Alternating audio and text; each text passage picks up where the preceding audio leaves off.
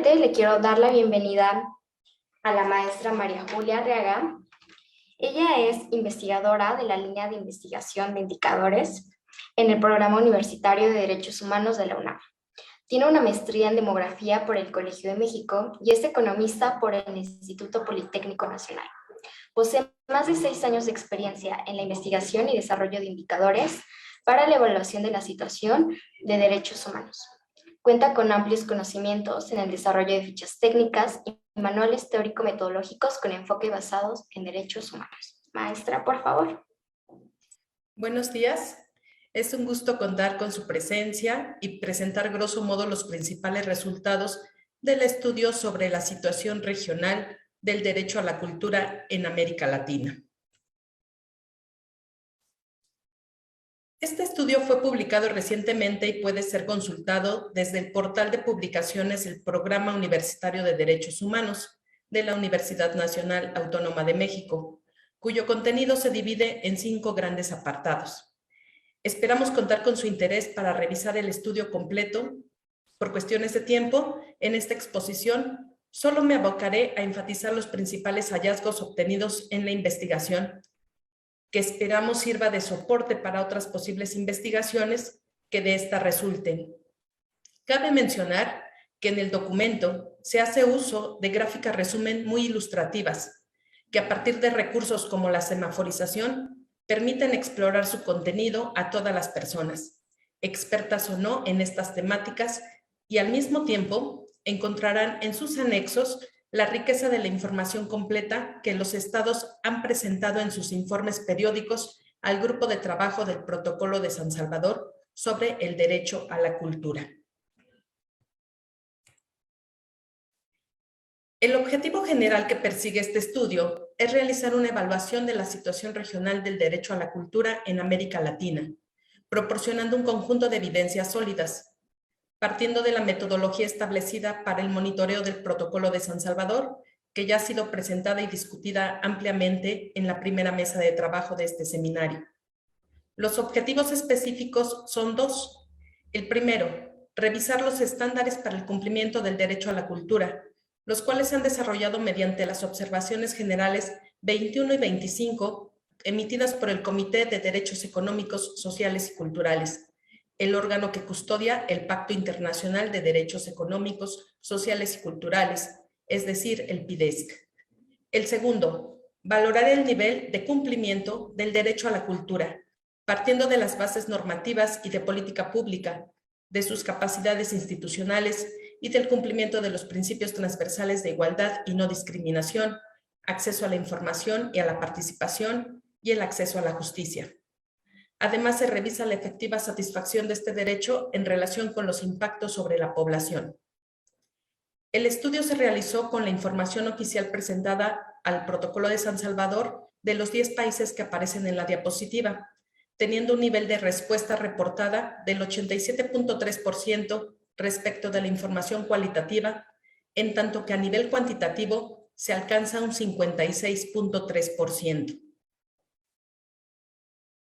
La realización efectiva del derecho a la cultura, al igual que la de los demás derechos humanos, requieren instrumentos apropiados que permitan la formulación y evaluación de las políticas públicas.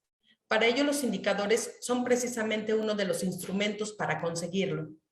Contar con información que describa o bien mida los resultados en materia de política pública es posible a partir de la información oficial consolidada en los informes que los países rinden a los diferentes organismos internacionales encargados de monitorear el cumplimiento de los derechos humanos. En este contexto, desde 2020, la UNESCO ha insistido en la elaboración de un nuevo marco para la evaluación y recopilación de datos sobre cultura y desarrolló una propuesta conformada por 22 indicadores, distribuidos en 4 ejes temáticos que se presentan en el cuadro del lado izquierdo. Por su parte, para el monitoreo del derecho a la cultura, la metodología del Protocolo de San Salvador considera un total de 93 indicadores, 41 cualitativos y 52 cuantitativos, los cuales se distribuyen en 3 categorías conceptuales y en 3 principios transversales. En el cuadro de la derecha pueden observar algunos de los temas y aspectos relevantes que abarca este instrumento. Los ejes temáticos abordados por cada una de estas dos metodologías son una muestra clara de complementariedad y robustez de la información disponible para brindar un buen soporte para el pleno ejercicio del derecho a la cultura. Mediante estos dos abordajes es posible verificar si las políticas públicas existentes se apegan a los estándares internacionales de derechos humanos y guardan coherencia con las estrategias internacionales derivadas centralmente de la Agenda 2030 para los Objetivos de Desarrollo Sostenible y el Consenso de Montevideo. Retomando los resultados del estudio regional desarrollado por el Programa Universitario de Derechos Humanos sobre el derecho a la cultura, me referiré a estos resultados haciendo uso del cuadro resumen que están viendo en la pantalla. El nivel de valoración puede desprenderse desde dos aspectos. El primero, partiendo de una valoración normativa del derecho a la cultura y la revisión de las políticas públicas. Y en segundo lugar, la valoración de las capacidades institucionales. Es decir, habrá que considerar el esfuerzo instrumental y la disponibilidad de recursos al interior del aparato estatal para la atención del derecho a la cultura.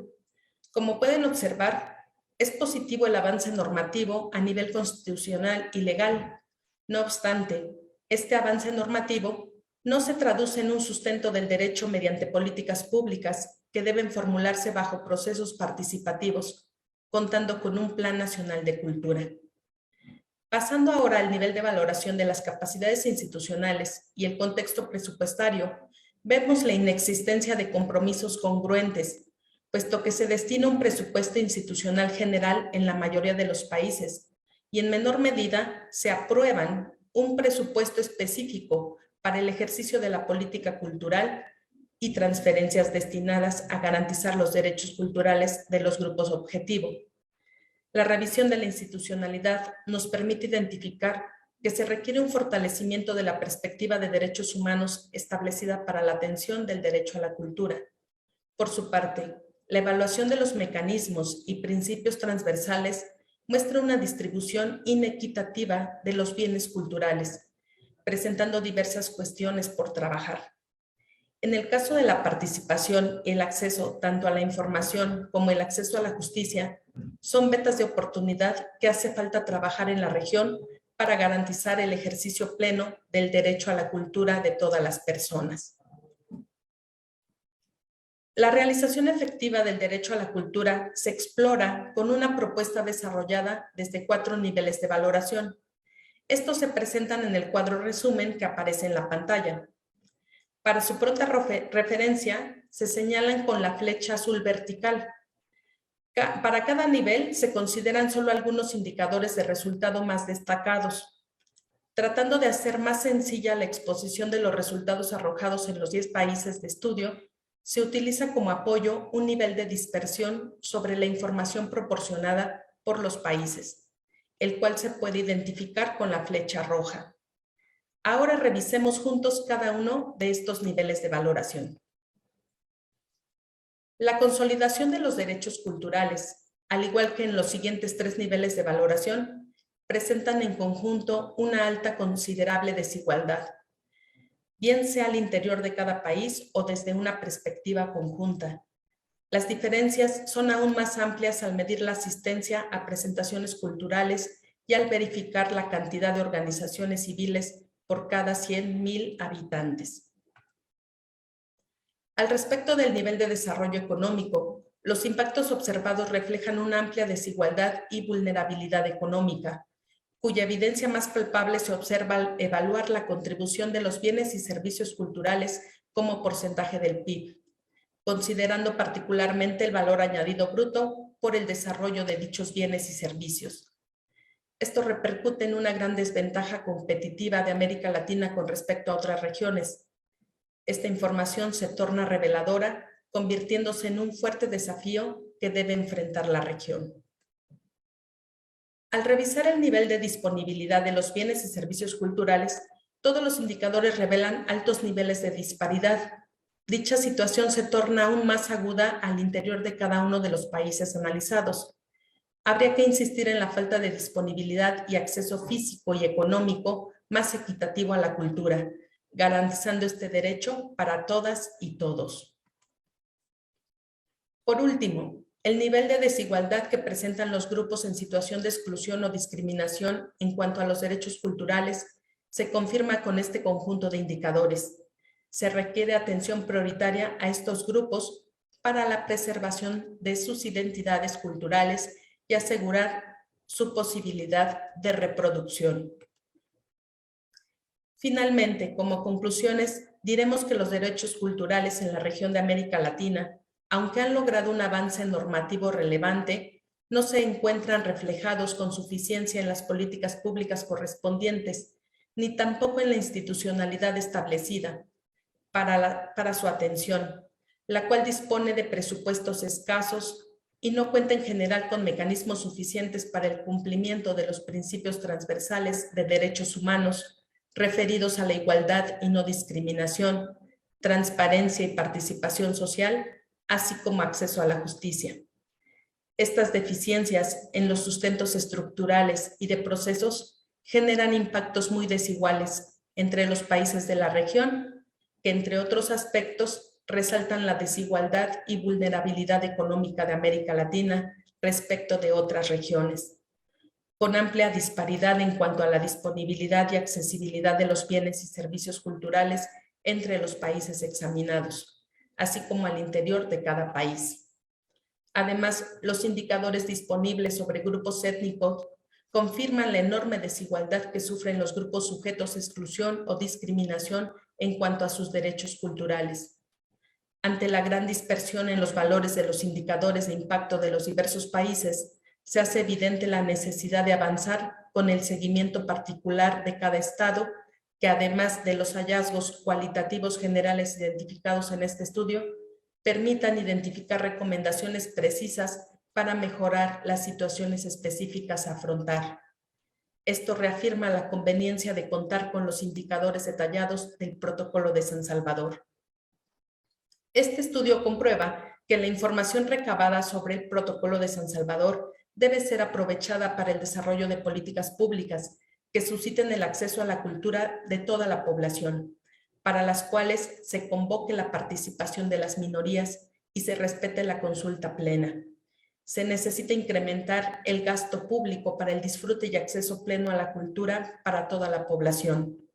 Urge activar mecanismos para un ejercicio del derecho a la cultura que reduzcan la desigualdad y al mismo tiempo propicien competencias interculturales en nuestros países, cuya diversidad cultural es cada vez más amplia. Habrá que trabajar para fortalecer la justiciabilidad mediante la aplicación de recursos efectivos ante las posibles violaciones del derecho a la cultura. Con esto concluyo mi participación. Agradezco la atención brindada a la misma y quedamos atentos a recibir sus dudas. Muchas gracias. Muchas gracias, maestra Arriaga.